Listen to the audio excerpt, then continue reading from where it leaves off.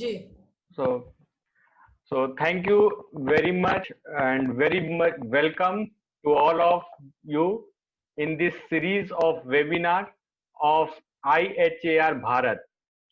So today's topic is Asian Horizon of Indian Cultural History, and this our esteemed speaker is Professor Dr. Shashi Balaji.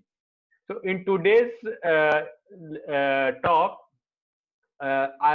we have two more distinguished people with us in this panel, apart from the director of IHR Bharat, Srimati Sahana Singh ji, and from India, Suren Singh Bish ji. And today I will be handing over this webinar to Srimati Neera Rai ji.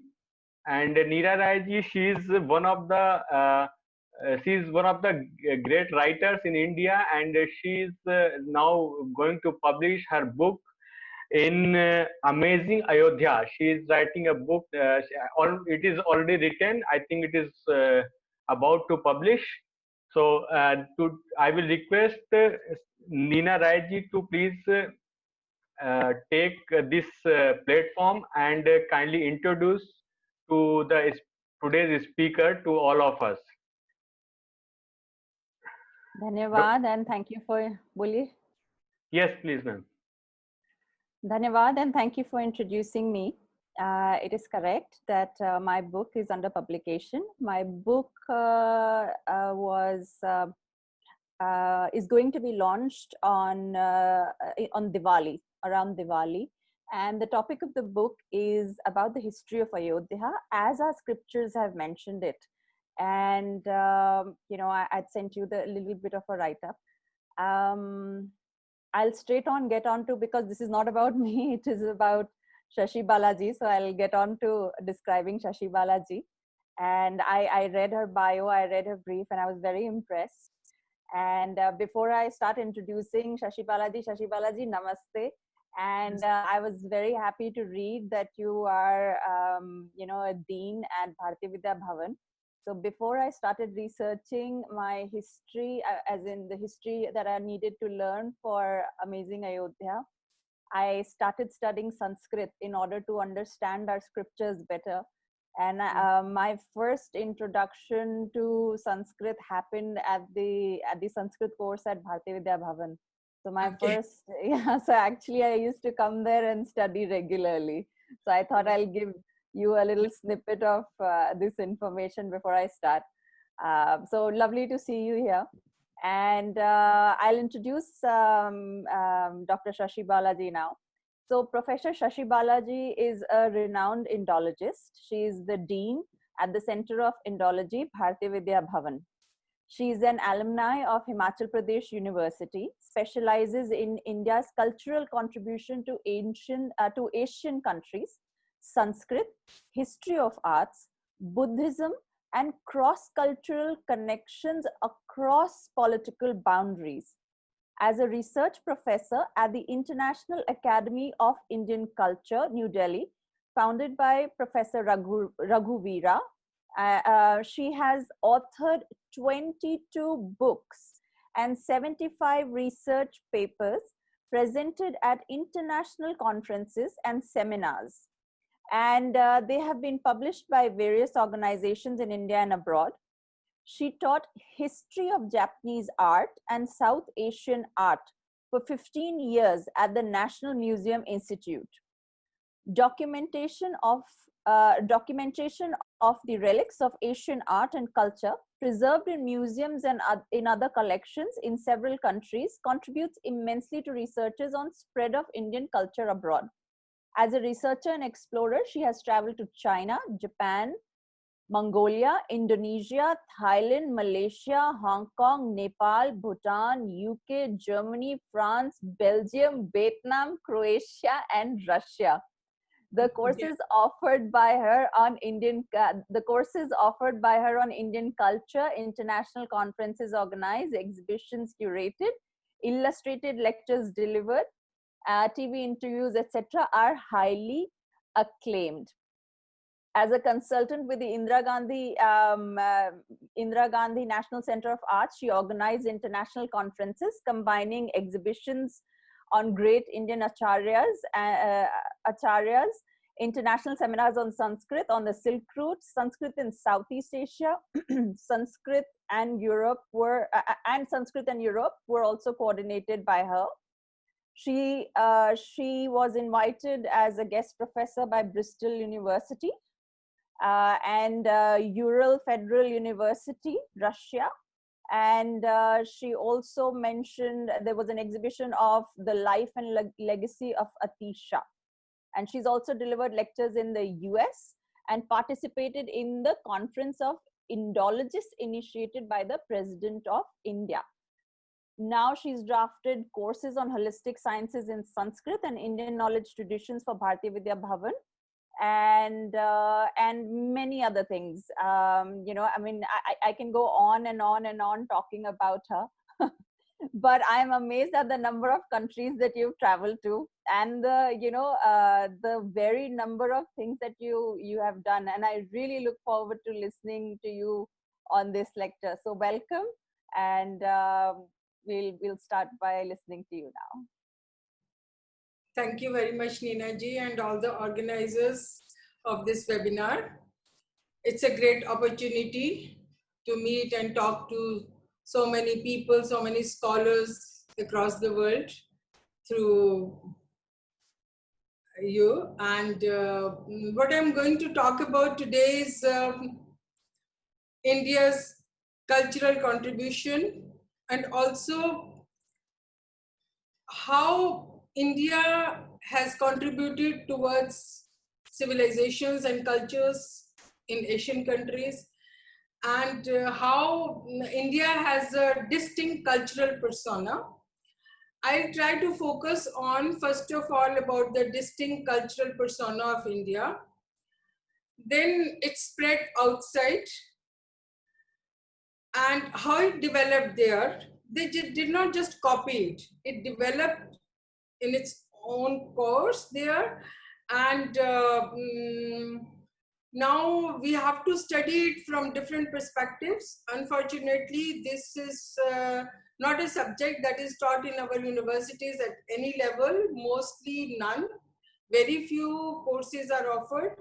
And this all happened because of invasions and then slavery of 1,000 years. And then suddenly what happened was that European powers, they went to different countries for colonizing, but among them there were people who discovered that the amazing heritage of Asian countries, and European Indologists began to discover the vast ocean of Indian culture in all these countries.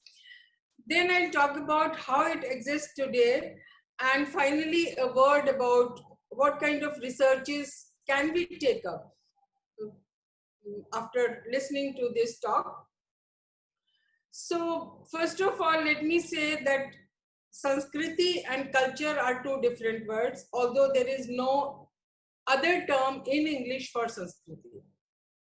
So culture is a Latin word that comes from cultura, that comes from agriculture, like you have tilling the land, cultivating the land, etc. So the meaning of culture is more physical, but Sanskriti is very different. And in India we say Sanskriti, Sanskrit Ashritaha. Our Sanskriti is based on Sanskrit. Why? Because our Sanskriti is the voice of the rishis. And what they have, the treasure that they have bequeathed to us, that are the foundation, that lay the foundation of our culture, of our Sanskriti. India has a distinct persona. Why? Because rishis had a vision. They were visionaries. What they realized sitting on the banks of the rivers, meditating, trying to understand the world, trying to live this world, they were being inspired by the nature around them, by the banks of the rivers, under the pure blue sky. So the pure blue sky gave them a pure vision, a pure thought What they saw around them were the birds chirping. There was freedom for everybody. What they said, Asatoma Sadgamaya, Tamasoma Jyotirgamaya, Mrityorma Amritam Gamaya. So, what was life for them? I'm not going to talk in detail about it, but being on the river banks, what they saw, they said, Devish Pita, Prithvi Mata, earth is our mother and sky is our father. So this kind of all these ideas and ideals, the values, morality of life for the rulers and the ruled both was taken by the sages, by the traders, by the scholars to the countries abroad outside India. When our country, when our culture spread there, the idea was not to demean or crush any civilization, to crush any culture, but it was a process of assimilation, a process of absorption, respect for all, and living and let living. Everybody has equal right to live.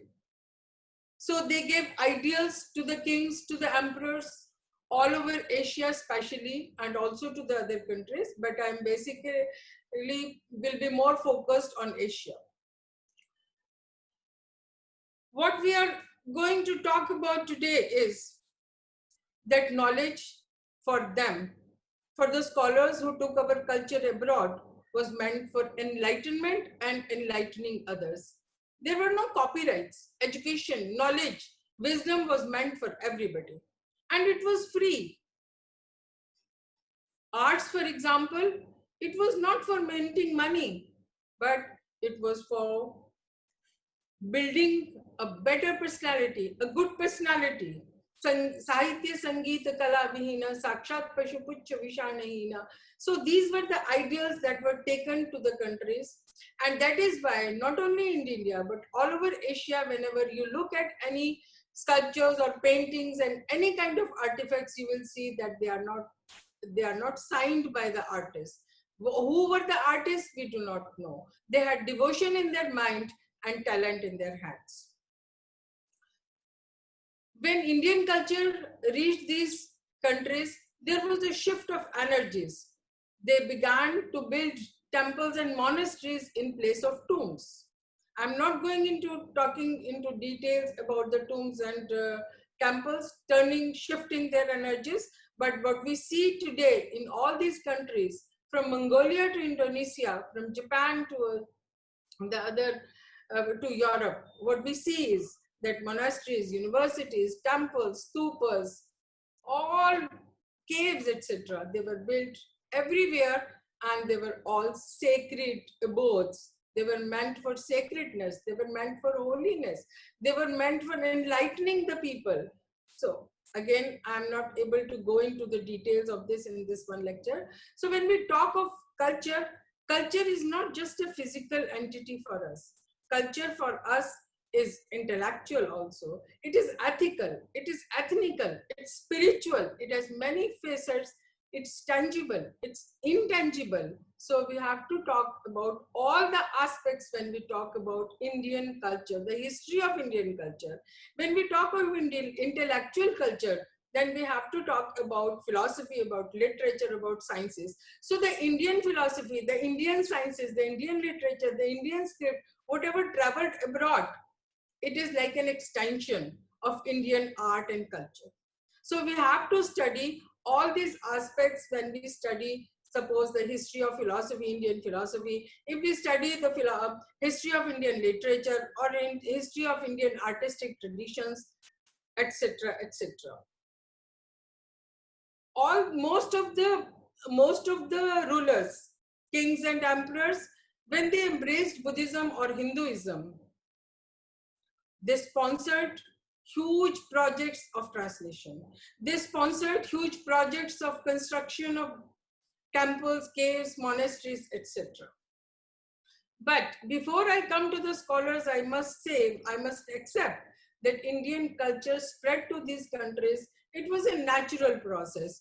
First of all, we were great traders. Indians were great traders, history about it? What kind of commercial connections did we have with the other countries? So how our traders were traveling and how they were carrying the culture with them. It was natural. There was nothing to crush others or demean others. There was no hegemony in their minds. Next come the scholars. We have, unfortunately, in our history, we have very few names about the scholars who traveled abroad. It was all the journeys were very difficult, either whether they were going across the Himalayas through deserts or through mountainous regions or via sea. But they did it because they wanted. What was their aspiration? What were they aspiring for? It was meant for enlightening. It was for uplifting. So wherever they went, they assimilated, they absorbed the ideas, they harmonized with the local people. There were no conflicts. Just for example, I would like to talk about Shinto or Tao or Confucius philosophies in China and Japan. There was a total harmony. But all this culture, all these aspects of culture, it changed with time and space. They created new literature. They created new styles of buildings, new styles of temples. They created new styles of writing. And architectural wonders of the world today in Asia are all their creations. I'll show you a few photographs also later on. When our culture reached there, all our I think there is some network issue. Indian gods, and they have been worshipping them over the centuries, not just years. When we sit for puja, for example, we offer 5 things: pushpa, dhup, deep, gandha, and naivedya. And it is the Chinese who created goddesses for Panchopchara. It is the Chinese who created beautiful goddesses of dance and music, because even dance and music is sacred to us. It is a divine art. Let me start talking about the beginning of our relations with these countries.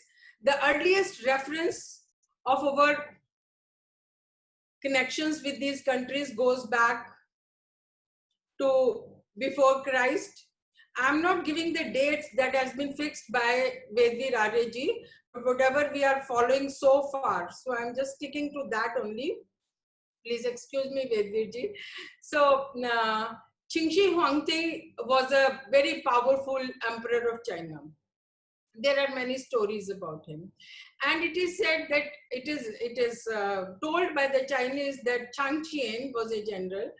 He was sent by Qingshi Huangdi to India, and he came to know about Indian culture, and he was the first to take music tone notations from India. So when we talk about the history of music in India, we have to consult the history of music in China also, because the Chinese music is based on Indian music. When we talk of dance, then we have to talk about the dance performances, how they travel to these countries, to China or even to Japan.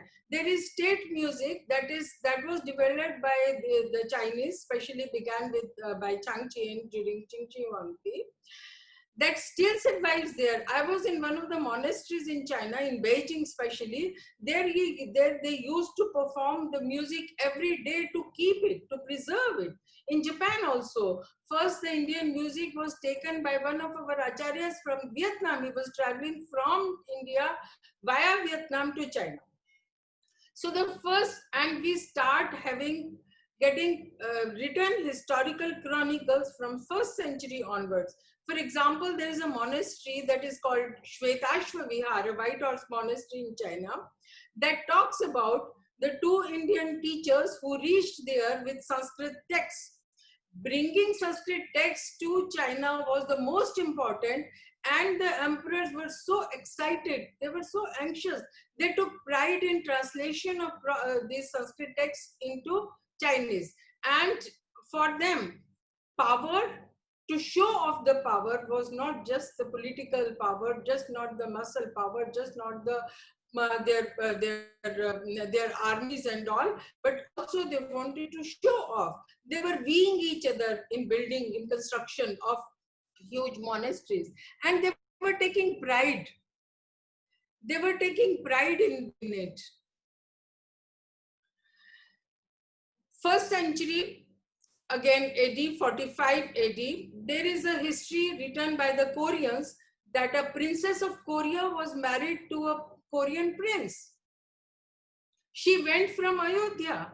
She carried stones for building a stupa from India, and those stones are still lying there till date. All the Koreans who have a surname as Kim, they accept that they are the descendants of the princess of Korea. So, Kalinga princess also, she was married to a Sri Lankan prince. So there is a long history about it, about the matrimonial alliances. The Koreans, they didn't want to have a matrimonial alliance with the Chinese. They didn't have a Chinese princess. The rishis who went abroad carrying the culture, let me talk about the first century again, about Rishi Kaundinya, who went to Cambodia. The name Cambodia itself comes from Kambuj, the Rishi.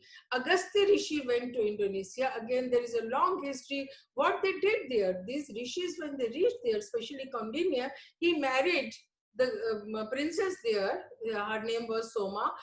He was the person, he was the first to tell them how to put on clothes, how to wear a sarong, how to have agriculture, how to plant rice and all these things. So there was a major change in the lives of the people whenever rishis reached there. There are Sanskrit inscriptions that prove existence of Indian culture in these countries. We begin getting inscriptions from 2nd century AD from Southeast Asia. When we talk of manuscripts, manuscripts are the best proofs. From where are we getting them and what kind of manuscripts are discovered? I must tell you that from the Xinjiang region of China, that is the Silk Route, that was there, where there were small kingdoms and they were all permeated with Indian culture. There were huge centers of teaching and translating Sanskrit texts, and many things were happening, but they are all now a part of China. Let's talk a bit about the names of the countries. For example, the name China. China, it was given by us, by India.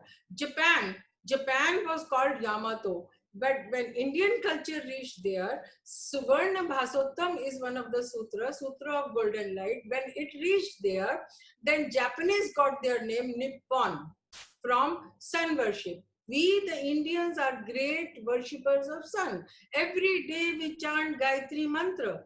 And this veneration to sun reached Japan and it gave name to Japan, that is called Nihon or Nippon.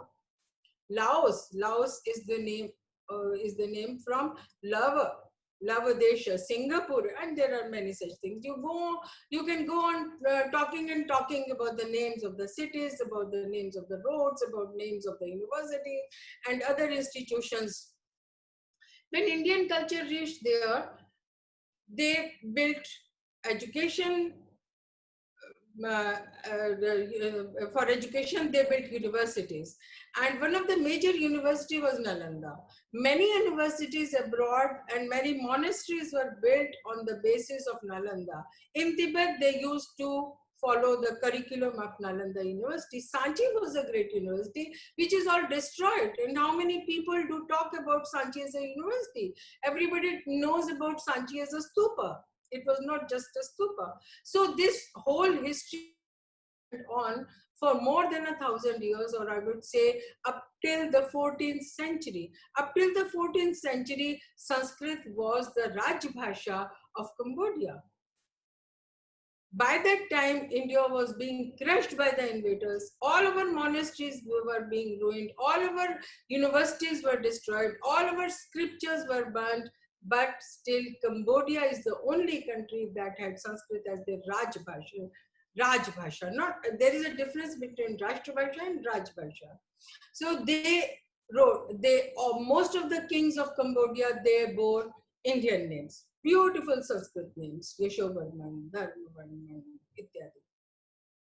They built huge temples. The biggest, the largest, the grandest Vishnu temple was built by the Cambodians. And according to my recent research, the basic philosophy of building Angkor Wat temple is that comes from Manusmriti. Manusmriti was a great scripture, not only for the Indians, but also for many countries. For example, if you talk about Indonesian Ramayana, Ramayana Kakawin, when you go for research into it, then from where, what is the source of Ramayana Kakawin? Ramayana Kakawin is based on two major sources. One of them is Manusmriti and the other is Bhattikavya of Sri Lanka. When we talk about our connections with all these countries and how we have to study the connection, historical connection. Let us talk about the scripts. All the Indian scripts are developed on the basis of Brahmi script. And all the Southeast Asian scripts are developed on the basis of Indian scripts that were taken from India, from various parts of India by different acharyas. So all the scripts are of Indic inspiration. It was a revolution in the lives of the people when they developed a new script. They could build a state. For example, when Tibet became a state, only after developing a script on the basis of Indian script. Mongolia became a state only after developing a script. So there was a total revolution in the lives of the people who became reading and writing people. Before that, it wasn't there. When we talk about Sanskrit language, when we talk about the history of Sanskrit literature and language, what in Sanskrit contributed to all these countries? It enriched their language by giving them, by supplying them terms, new terms for all the ideas that were coming. Every day during the age of scientific development, we need new terms for different reasons, for different areas, for different fields. And all these words were coined on the basis of Sanskrit. And today there are 60 to 70% of Sanskrit words in all these languages. Translation of Sanskrit scriptures was one of the most important measures taken by all these countries. China translated more than 3,000 Sanskrit texts. Mongolia translated more than 4,000 Sanskrit texts. Many of them, large number of them are not known to India. I just give you one example of importance of these texts, why we should work on them and why they're important for our history. For example, when I was working on Sanskrit grammatical texts for Indonesia for my MPhil thesis, I consulted the catalog of Tibetan scriptures that are translated from Sanskrit, and I could make a list of 49 Sanskrit grammatical texts. And at that time, Pandit Yudhishthir Mimamsak ji, who wrote the history of Sanskrit grammar, he was alive. I went to him and he said, many of them, even the names are not known to us. So it's us who can retranslate all these texts from Tibetan or from Mongolian or from Chinese back to Sanskrit. Retranslation from Tibet is the easiest way, because when they started translation of Sanskrit texts, they translated the entire Amarkosh into Tibetan. So we have parallel terms, and there are dictionaries, Sanskrit Tibetan, Tibetan Sanskrit. So it's not a difficult task. Anybody can take it. Then are the commentaries. A number of commentaries were written by these people, by the people of other Asian countries, not by Indians. When we come to epics, Ramayana now is much known to the people that it exists in different types of versions in Vietnam, in Cambodia, in Thailand, in all the Asian countries, up to Mongolia, in Japan, in Tibet, everywhere there was Ramayana. But the versions are different. For example, in Vietnam, when Lord Rama returns after killing Ravana, he comes to Vietnam. He doesn't go to India. He comes to Vietnam by Thailand. So there are many variations in all the forms of Ramayana. When we talk about the history of Ramayana, we have to consult all these different versions. Also Krishnayana, only one Krishnayana, Krishna Charit is known to, was mostly known to the scholarly world, and that is Krishnayana from Indonesia. But recently we came to know that there are more than 15 texts on the life of Krishna. We have to find where are those manuscripts and how they are different and how they have developed their own Krishnayana. Krishnayana and Ramayana were engraved on the walls of the huge temple Prambanan in Indonesia in 9th-10th century. I don't think we have any such engravings of Krishnayana and Ramayana on the temples in India. It's very important for us to study that. The philosophy. There are all the schools of philosophy have an impact on the lives, on the philosophies of this life. The philosophy of these countries is an extension, I would say, of the Indian philosophy. I would just like to touch upon the Dhyana philosophy. Here we talk about yoga. Yoga is Ashtangic yoga, Yam, Niyamasan, Pranayam, Pratyahar, Dharana, Dhyan and Samadhi. So in India normally, or in the world today, it is only the Hatha Yoga that is more popular, but Dhyana Yoga was very popular. It was made popular by Bodhidharma. He was an Acharya from Kanchipuram who took with him martial arts also, who took with him, he must have taken with him, there is not enough research on that part, that how Marma therapy, that was an Indian science of that period, it also traveled to China. We have to work on it. Acupressure and acupuncture, people talk about it. People talk about the martial arts from Shaolin Monastery, but how many people do really know about the travel of martial arts, the voyage of martial arts from India to East Asia? In China, Dhyana was pronounced as Chan. When it reached Korea, it was pronounced as Song. When it reached Japan, it was pronounced as Zen. When it reached Vietnam, it was pronounced as Thien. And it developed in their way of thinking. They applied the fundamental principles of Zen into their scientific and industrial development. Go to any of the industries, go to the Maruti factory in Delhi, you will realize, if you know the fundamental principles of Dhyana, how they are applied in life. So karma and Dhyana, how they have applied, we have to know about it. Only then it will be a complete history of Dhyana.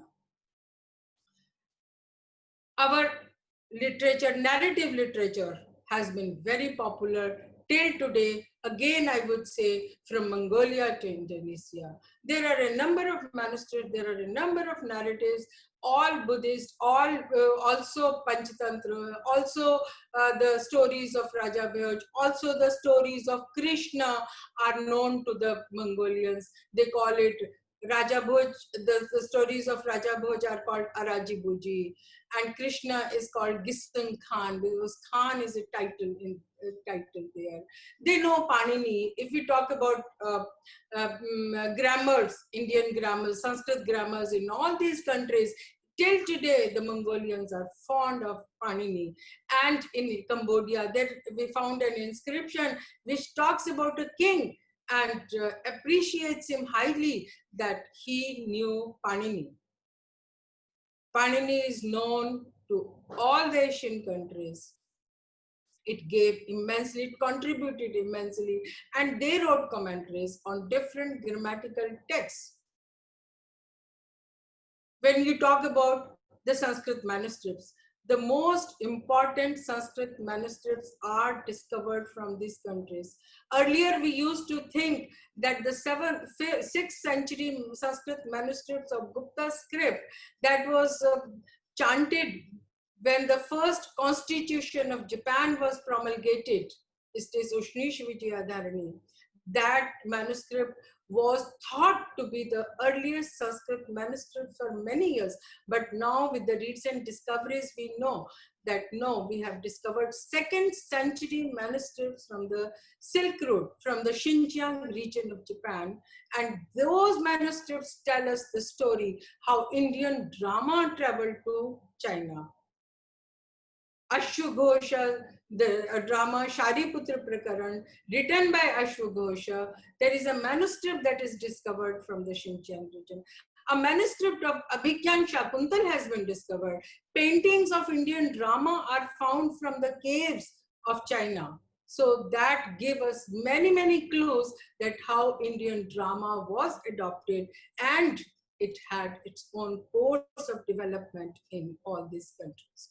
You talk of Ayurveda, there are all the sciences, astrology, astronomy, metallurgy, most of the sciences, production of sugar, production of silk, production of paper. So many types of technologies were taken from India to all these countries. And Ayurveda, today I would like to talk about that again. Ayurveda exists till date in all the Asian countries. They have their own ways, Ayurvedic therapies. They have developed it in their own ways. Today, I think Tibetan Ayurveda is very, very famous everywhere in many countries wherever there are Tibetan doctors. And there were Ayurveda hospitals. There are, and also Ayurvedic prescriptions by our Vaidyas are preserved in China. They are very important for us to study that how our Vaidyas were giving prescriptions to these countries. And they are still preserving it, they are still using it. Let me talk about, when we talk about literature, then dictionaries, lexicons are very important. In India, we had so many types of lexicon. Today, we don't have time to talk about, but in many countries, for example, there is a Sinhalese commentary on Amar Kosha. It was published in 329 pages. When we talk about connection of India and its extension of Indian culture, we have to talk about the concept of Virat Purush. In Bhagavad Gita, when Arjuna was not going to Krishna, when he was not getting ready to fight in the Mahabharata Yuddha, then he showed the Virat Sarupa. Similarly, you will see the concept of Virat starts. The earliest reference to Virat Purush is found in Rig Veda. Sahasrashesha Purusha Sahasraksha Sahasrapad. And later on, you will see, if you want to work, if you find the history of this concept of Viratata, we have to work on all these countries where the huge images were sculpted. Bamiyan images, we all know. The huge images as Devaraja were sculpted by the Chinese, by the Indonesians. The idea of Devaraja, that a ruler rules as a Deva. Most of the rulers in Southeast Asia, they ruled as incarnations of Vishnu. Because Vishnu is the sustainer of the world. Brahma is the creator of the world. Brahma for us is Sahampati. He is the Lord of the earth. Indra is the Lord of the heavens. And this concept has also traveled to all these countries where, for example, there is a huge statue in Abukana in Sri Lanka of Brahma Sahampati. There is a huge statue of 140 meters high, statue of Vishnu that was sculpted in Indonesia, in Bali, near the airport, near the international airport, Ngurah Rai. And it's a recent creation that shows us the continuity of the cultural aspects, of the ideals. Vishnu in Indonesia rides on Garud. Garud Vahan Vishnu is one of the most important concepts of all these countries. I'm sorry, I cannot go into the details of this. I would like to say a few words about the celebration of festivals also. There are many Indian festivals, many Hindu festivals that are celebrated in these countries. Sometimes I see them when I study that they are changed. For example, Diwali has transformed into the New Year. I'm sorry, cannot go into the details of all this. There is Maghi Purnima in Thailand. Also, they lit lamps, diye jalate hain. So there is a, during the New Year, when I visited Thailand on a New Year, I found that Holi and also New Year, two festivals are mixed up there. So sanskaras are there, yagyas are performed, not in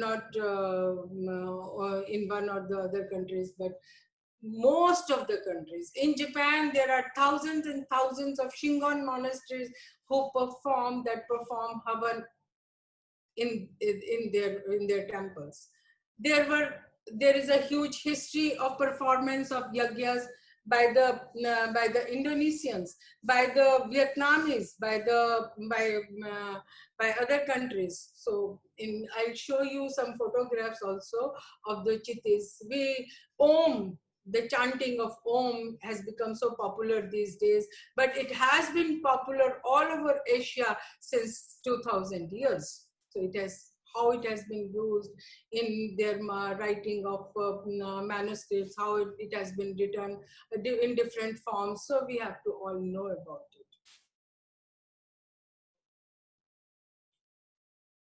We have to talk about the history of Yagya also.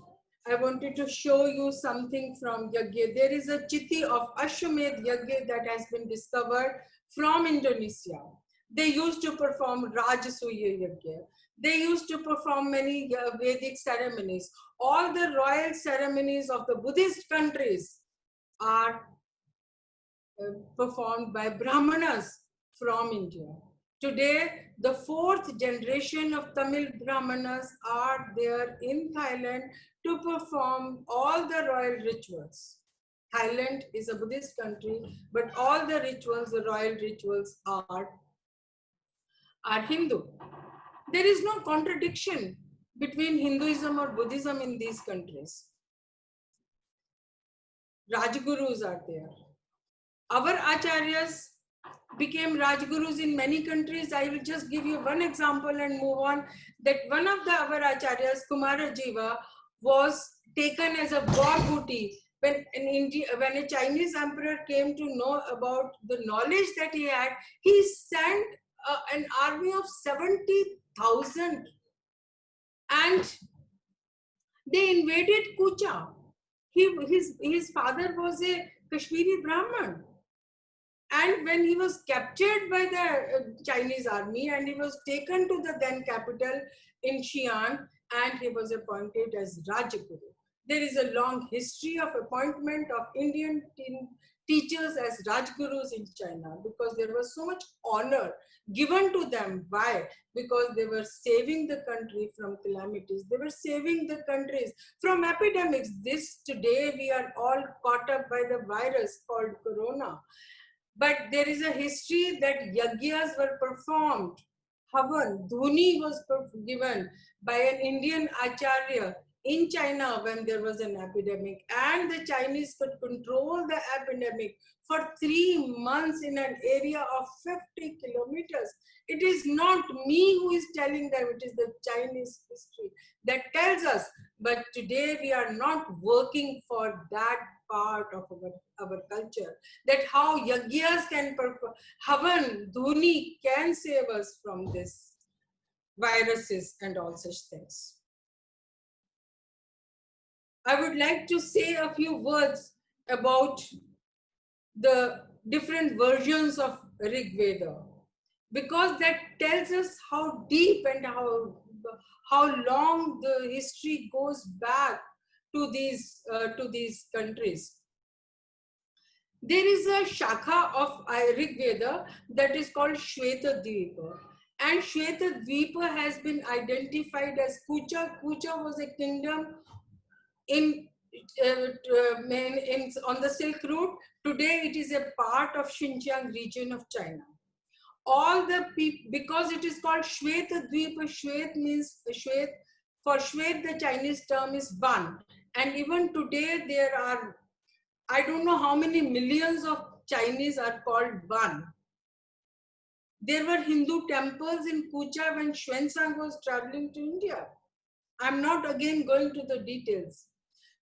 These kingdoms are very important historically because the connections that we had. It is Kucha kingdom from where the first manuscript of Sanskrit were discovered by a Britisher. And those manuscripts are of, the texts are Jyotish, Ayurved, Mayuri, and snake biting. How a person who is bitten by a snake can be saved by which medicine. There are a large number of utensils. The Chinese emperors were using dining and ritual utensils inscribed with Sanskrit mantras. There are around 40-50 such utensils, even in Taiwan. They are in big number in the National Palace Museum in Beijing.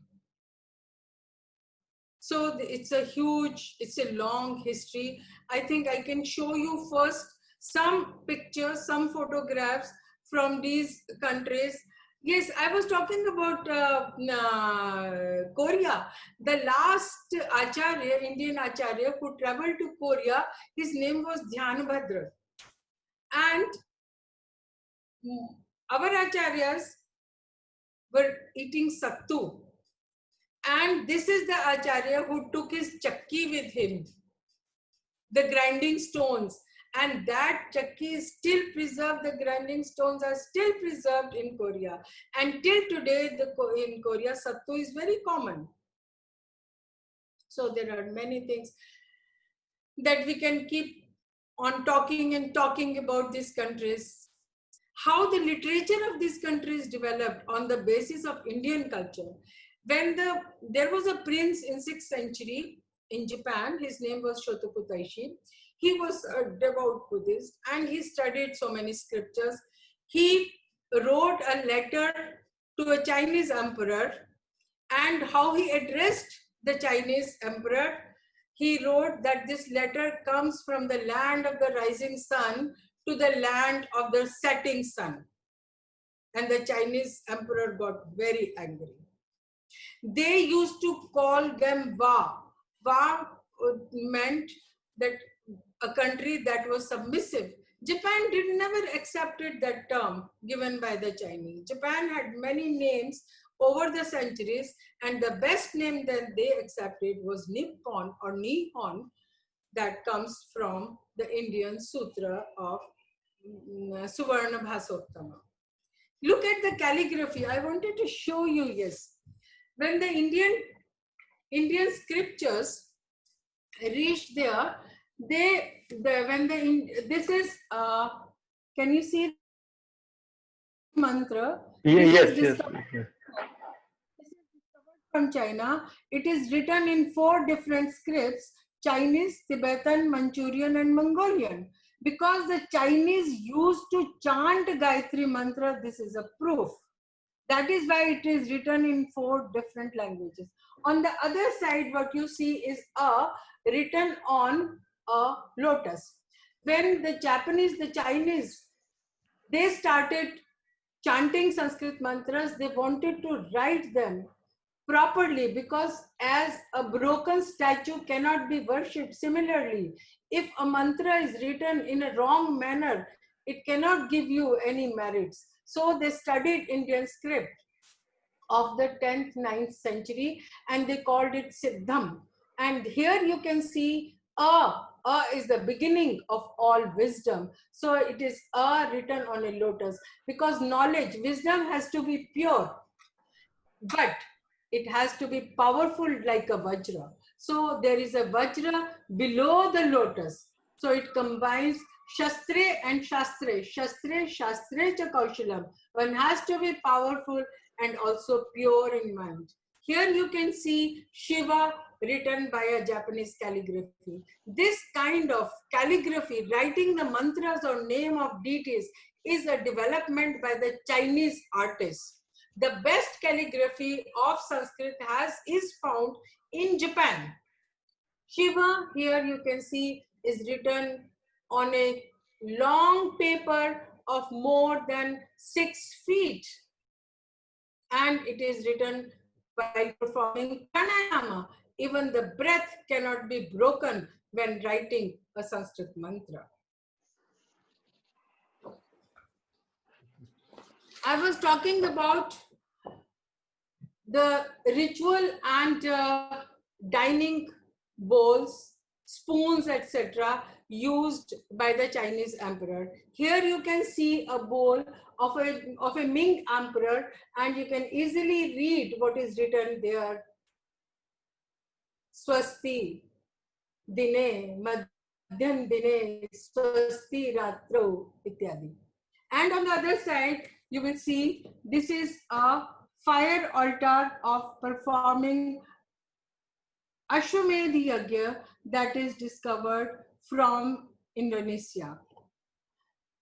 Here you can see a Japanese monk performing a havan in a Shiggon monastery, which they still do, till date, they are performing this kind of havans in their monasteries. When Ayurveda traveled, then they developed their own way, yoga and Ayurveda. Here you can see the surgical instruments of Ayurveda as they were used in Tibet.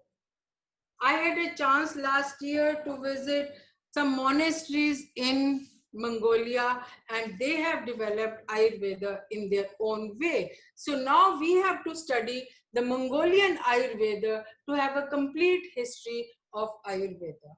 When we talk of architecture, the most beautiful temples are built all over Asia on the basis of Indian temples. Here you can see on this side is Mahabodhi temple in Bodh Gaya, and this is from Cambodia, and this is from China, and this is from Thailand. So they were building huge temples on the basis of Indian temple architecture. But they've developed their own styles and technique also on the basis of their own philosophy of building. On this side, you can see a temple, the largest Buddhist temple, Borobudur.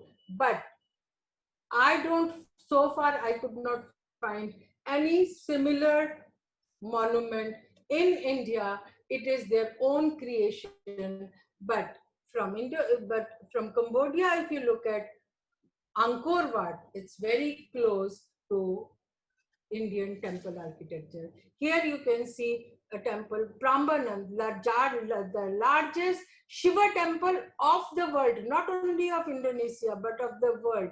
It is a huge temple complex with 8 temples at the center, which you can see, and there were 225 temples all around it. So here you can see Hanuman. Hanuman in Indonesia and Thailand is painted as white, not like India. There is a story that the Indonesians tell, the Balinese tell, that when Hanuman was leaving, he asked Mata Anjali that how will I recognize that who is my Swami, who is my Lord? She said, whosoever will say that monkeys are brown, why you are white, he will be your master, he will be your Swami. So there are different forms of Hanuman. Here is a puppet of Hanuman, you can see. Leather puppets, this style of art traveled from Kalinga to Indonesia, to other countries. That is called Wayang. It's a beautiful art. I'm sorry, I cannot go into the details. Here you can see Ramayana being performed in Indonesia. This is a huge temple complex, as I said, Prambanan. And in the courtyard of Prambanan, they perform Ramayana, where the stage is too huge that even 200, 300 artists can come together. Here on this side, what you can see is an engraving from a wall. All these temples in Southeast Asia, they have engravings of Ramayana and Mahabharata, depicting the stories, for enlightening these people, and as a symbol of getting power. Just yesterday we celebrated Ganesh Chaturthi. I wanted to show you a few forms of Ganesha. Ganesha in the Vedas is different. Ganesha in Puranas is different. Ganesha in different forms is found in India. But these forms that I find, some of the forms that I have found in these countries, for example, this Ganesha from Indonesia is sitting on the seat of skulls. All his ornaments are made of skulls. This statue was made by Kritanagara to worship, and he himself was, his image was sculpted at that time in the form of Bhairava form of Shiva. Here you can see a Ganesha figure from Mongolia, from Tibet, and also there is another angry form of Ganesha. I have never seen this form in India. This is from a Balinese royal family, because they say that Ganesha is Ganapati, a general. So he has to be angry, because we have to fight. He has to fight. So Ganesha in angry form. I wanted to show you Durga, different forms of Durga from these countries, because being the goddess of power, there are more than 500 statues of Durga that are discovered from Indonesia only. So, Siddharthji, how much time do I have more? Ma'am, you can take 10 more minutes if you want. Okay then. So hurriedly, I will show you a few things. For example, this is Saraswati from Tibet. Saraswati is the goddess of learning. When we sculpt an image of Saraswati or a painting of Saraswati, she holds a pothi, a manuscript. But when Saraswati is painted in Japan, she holds a scroll and a brush. When we make a statue of goddess Lakshmi, then she showers golden coins. But when it is taken into the Buddhist fold, when you look at a Lakshmi Devi from Japan, she holds a Chintamani jewel because of being in a Buddhist fold. So there are changes and there are new creations. Here, this is sun and moon. This is Chandra. You can read Cha here, and A for Aditya. Chandra and moon. All these Hindu deities have been worshipped in Japan till date in thousands of monasteries. You can see how many similarities are there. This is a sculpture of Nataraja Shiva from National Museum. And here on the other side, you can see Nataraja from Cambodia. Shiva in other forms. This is Shiva from Indonesia, and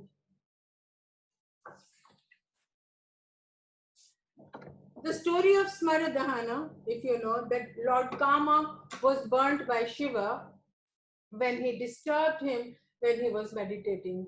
This is a panel from Cambodia, and I have found a beautiful manuscript of Smaradahana from Indonesia, written in the old Javanese script by the Indonesians themselves. And it's a beautiful manuscript, and the last drawing, last image of that manuscript is that Rati Devi, she's crying because Lord Kama is dead. He's burnt by Shiva. But she cries only with one eye. With the other, she keeps smiling. With the other eyes, with one eye, tears that are rolling down her cheeks are compared with the 4 months of monsoon, Chaturmasya that we call.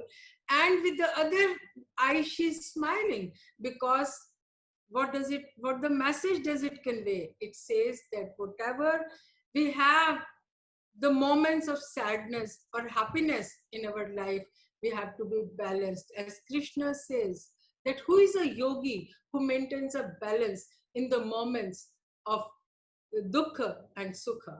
So she keeps smiling so that this world goes on. So the message is, whenever there is a sad moment, we have to think about the life also. It has to continue.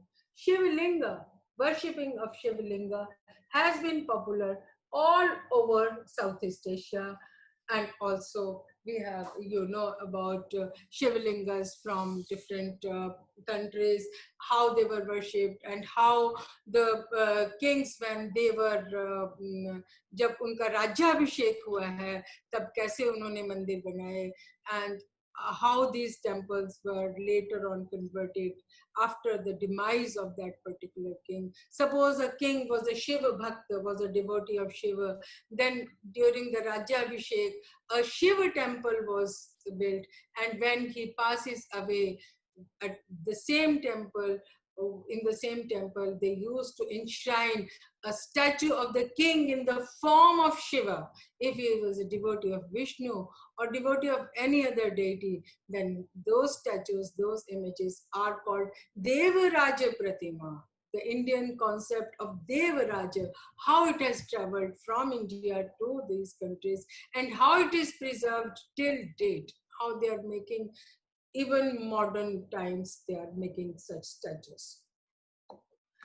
Here you can see Vishnu from Myanmar, and Vishnu from the National Museum, New Delhi. Similarly, there are many, many statues, hundreds, not only hundreds, but thousands and thousands of statues and paintings. In Dunhuang caves, the paintings run into 25 kilometers.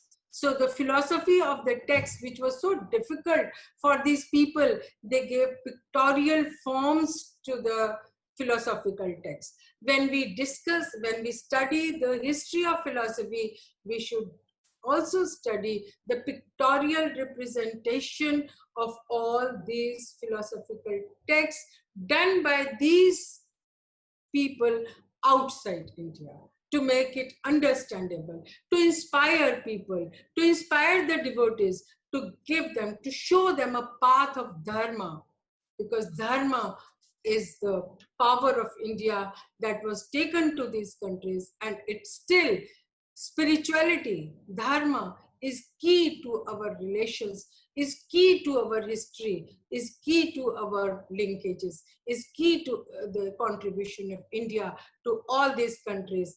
And India, why it is so important? Because all kinds of development by that time was sustainable. As soon as Indian culture was crushed or destroyed in India and in these countries, there were many, many problems. For example, today, most of the world is suffering from terrorism, from different kinds of problems, political, social. So dharma gives values, not only to the people, but also to the rulers. In China, it was the first time when Indian teachers reached there that power was combined with virtue. The rulers came to understand it was ceremonies, rituals, and ceremonies in the palaces, history of Indian universities, history of Indian ideas and ideals, history of philosophy, and all such things. So when it will be complete history when we cover the history of architecture in these countries, because it is all Indic inspiration. It is based on Indic inspiration. So I would like to thank all of you who have joined for this talk, and also the organizers. Thank you once again, and you are most welcome if there is any questions. Thank you so much, ma'am. This so much interesting information we have today from you. Many good things we learn, and we have one or questions in our message box for you. So one question I will take from Sahana, and she has written that I have read about how the Chinese wanted the Indian scholars to marry Chinese women so that the offspring produced would have the same intellectual abilities as Indians. Could Yes. Dr. Shashi Bala talk about this? I think Kumar Jiva was also coerced into marrying a Yes, Chinese it happened lady. with Kumar Jiva, Yeah. but he had become a monk. Yes. Mm. So she has written this. So, could you please give your insight on this?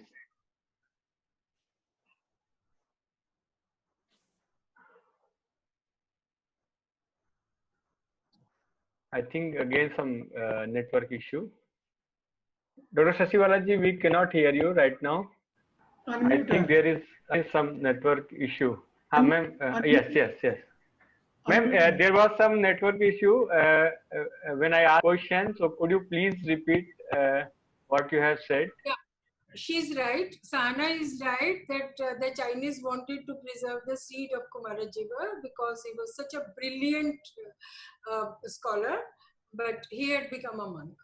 His father was also a monk, but when he left Kashmir, he was a Kashmiri Brahman. I said Kumarayana, but when he reached Kucha, then the king of Kucha forced him, pressurized him, because they were looking for a match for the princess of Kucha, and the king could find him the most suitable match, and he was so much pressurized that he had to marry the princess of Kucha. So Kumara Jiva, Kumarayan, he got his name from Kumarayana, from his father Kumara, and Jiva was the name of his mother. So, but Kumara Jiva also became a monk, and he was trained by her mother, taking him to monasteries from his childhood and so on. But when he reached China, he was still a monk, and Chinese were trying hard to keep the seat of Kumarajiva, but they couldn't. Okay. I wanted to ask two questions actually, and I'll ask the first question. My first question is, before we know the Brahmi script, so we know that Brahmi script went all over east, west. Do we know of any other script which was like the Brahmi script which the Hindus used previously? Also, I have read about a script that matches the Egyptian hieroglyphic script. Yes. So it is there. what were their scripts? Harappan script is not deciphered.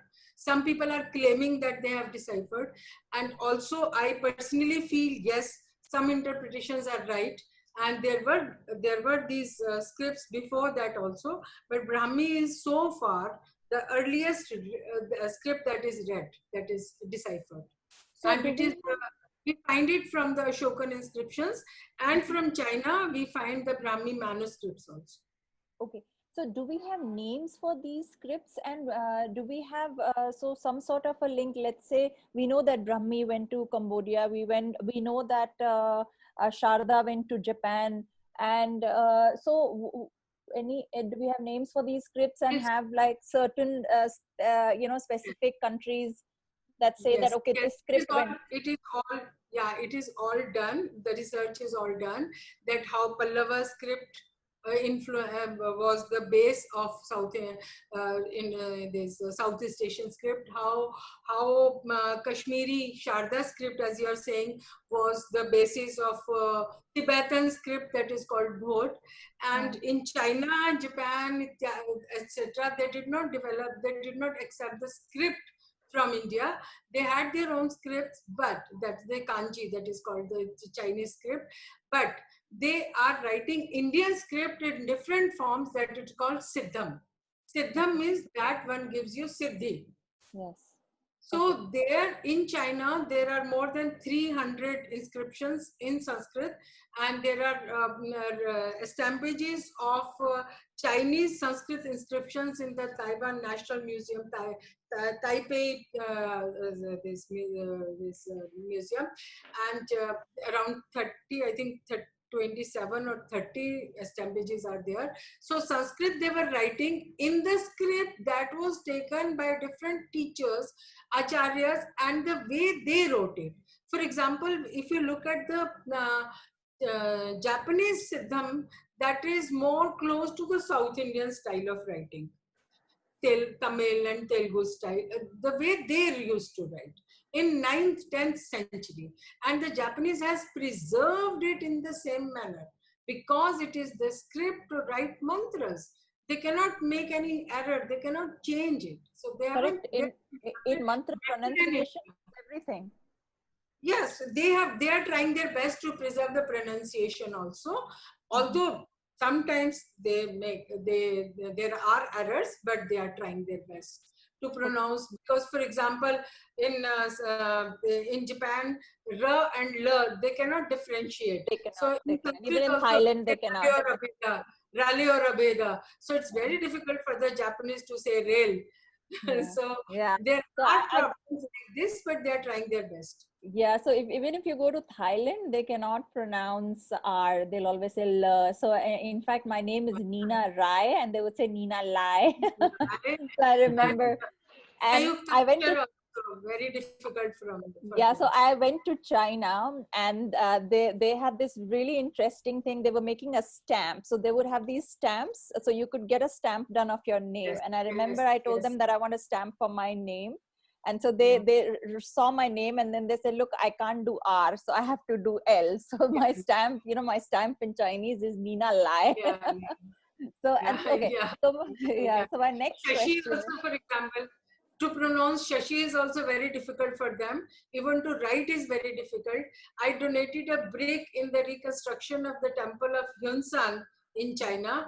So they asked me, they tried hard to write my name on the brick. Because जैसे यहाँ अयोध्या में हमने ईंटें दान किए ना शिला दान किया है ऐसे ही doing it in China also when I visited that temple of Yunsan that was being rebuilt. So I had to write my name of myself only because they couldn't even pronounce, they couldn't even write. Okay. And so many things, there are hundreds and hundreds of things that I want to talk. Yeah. Okay, so my next question is, so we hear about this really rich interaction, in the past with China, with Cambodia, with Korea. I mean, one of my Korean friends is called Kim. So, so we have had, and she used to talk about coming to India and going to monasteries and doing meditation. So, we've had this, we still have it. Some of us have it. What is the way forward? When we talk of this, we've given them so much. We used to have such good relationships. What is it? How is the way forward in order to strengthen Southeast Asia? Because the future belongs to India and Southeast Asia. This is my opinion. And so how does Southeast Asia and India, and this is not only for Indians listening here, this is also for Southeast Asians listening and Asians listening. So what would be your advice in for Indians and Southeast Asians and Asians, Asia as such, Asia as such, to be the next superpower, I would say, as a bloc? Yes.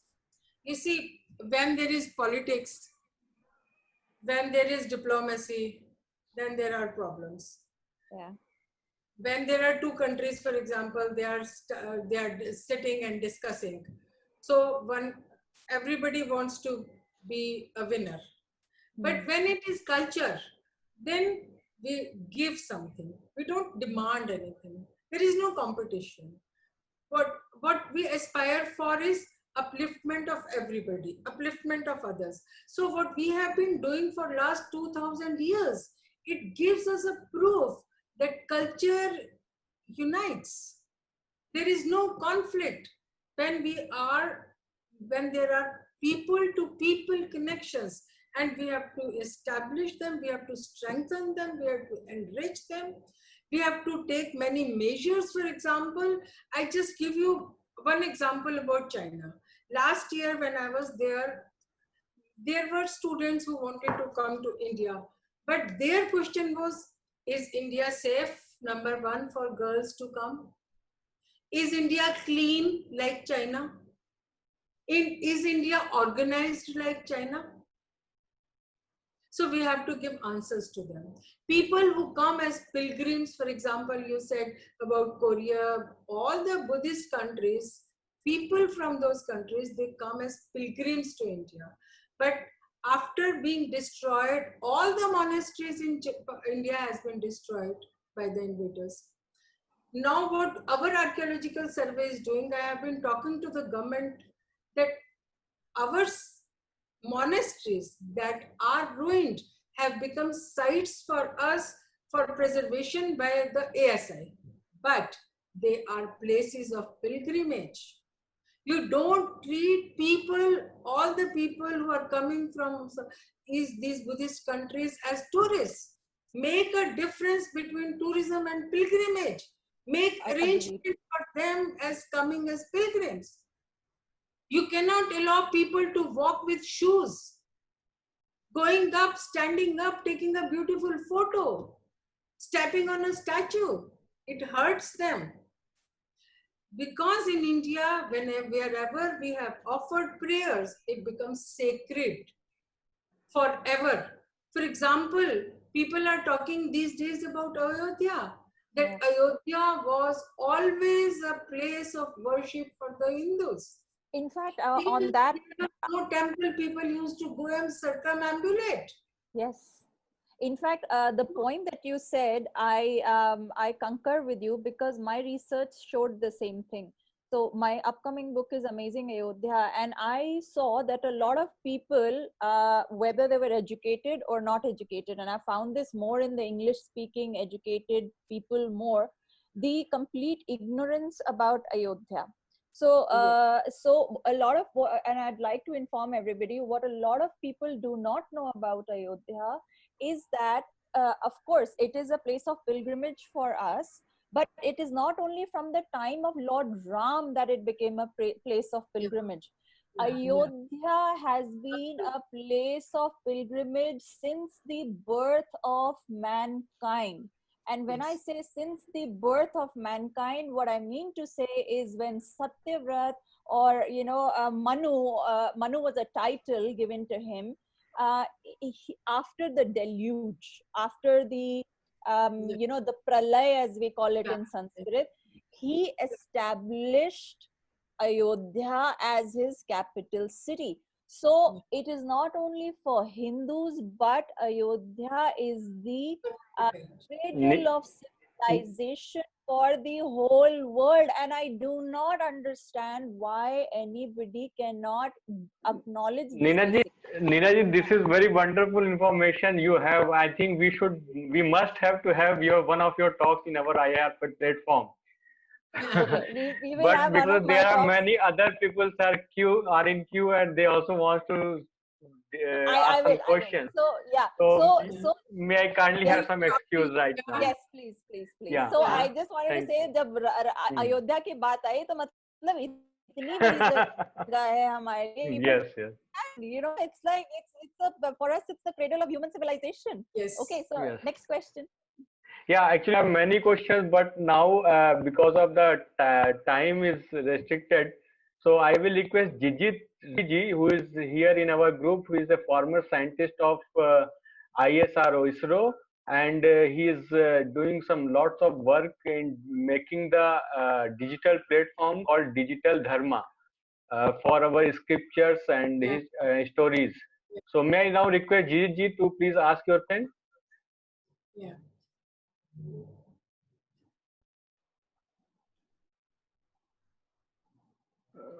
His mic is muted. Yes, and now it's unmuted. Jijit, please. Is there any network issue? Okay. Is there anything which connects us to? I can hear. Yeah, please go ahead. Yeah. Anything that like any kind of similar artifacts in Xinjiang, because recently it has been in the news. If we have a kind of a similar cultural exchange between India and this particular region, that I would like to know. Just two parts of it. Sorry, can you please repeat your question? You talked about Xinjiang and how we had connections. Yeah, is there any similar kind of cultural connection between Xinjiang, and we have any artifacts like statues, etc., of our devatas? thousands and thousands of artifacts and documents are there, how we had our connections, because you see, China was up to the Great Wall. Beyond China's Great Wall, there was no China. And it was all Indic, the culture in Xinjiang was all based on Indic inspiration.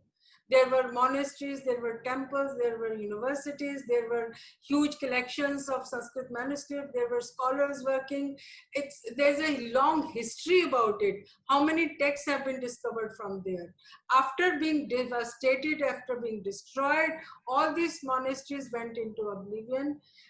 When suddenly there was a discovery of Babur manuscript in Central Asia, then the Spanish, the Chinese, not the Chinese, the Japanese, the Germans, French, Russians, they all went to this Xinjiang region, different parts of Xinjiang. Now it is called Xinjiang, but we would say Khotan and Kucha and Kizil and all other places. Wherever they dug, they've discovered statues, they discovered manuscripts. There is a book written by German scholars about, there are many books on Silk Route. So in one of the books, Germans have written that when their group reached there, the local people said, unfortunately, you are very late to come, because just a few weeks ago, 2 truckloads of manuscripts were dropped into the river. Too many manuscripts, too many statues were immersed in the river after destruction, that people used to sit with sieves in the Urunkash and Karakash river to collect gold. Because the statues were covered with gold, they used to get gold from the river. Too much of destruction was there. And also they have written one story that when they reached there, the local people told, and I am a witness, I have seen those places, that how they were destroyed. The Germans have written that when they reached, the local people told them that the people in the villages, they were told that if you don't destroy these statues or paintings on the walls, they will come as ghosts in the night. They will destroy you and your crops. In a desert, crops are so important. Everywhere it is important. But think of the desert. I have traveled to the Xinjiang region, and I can feel how difficult it was. And those people, they took knives and whatever they could use to destroy them, especially the eyes and faces. One can feel how they are destroyed. So the destruction of culture has created many problems in these areas. Destruction of Indian culture all over Asia has created conflicts. If we want to come closer again, we have to be together culturally. Even from the Indian side, I can suggest many things that we can develop, we can undertake projects, we can invite people. We can go there, we can give them respect. The people, the scholars who have devoted the whole of their lives, there is no respect for them in India. For example, I always talk about the European scholars who have devoted the whole of their life to Sanskrit studies, translation of Upanishads, translation of Mahabharata, the Japanese who have devoted. How many Indians know about them? How many Indians give respect to them? So if we want to be together, we have to give respect to all those scholars. We have to respect the monks, the priests of those monasteries and temples. We have to invite them wholeheartedly with warm hearts. But first we have to know about them. That is the most difficult point, that we do not know. We don't have a data of friends of India. We don't have a data of people, of scholars, of Indologists. We don't have this data of people who love India, who respect Indians. So we have to undertake certain projects very soon to have a very strong Asia. Thank you, ma'am. Now we am now to finalize this session. And before coming to the end of this particular session, we need some concluding remarks. And I don't think that anybody can be better than Dr. Vedveer Arya ji, who has written a volume of books on Indian chronology, history chronology.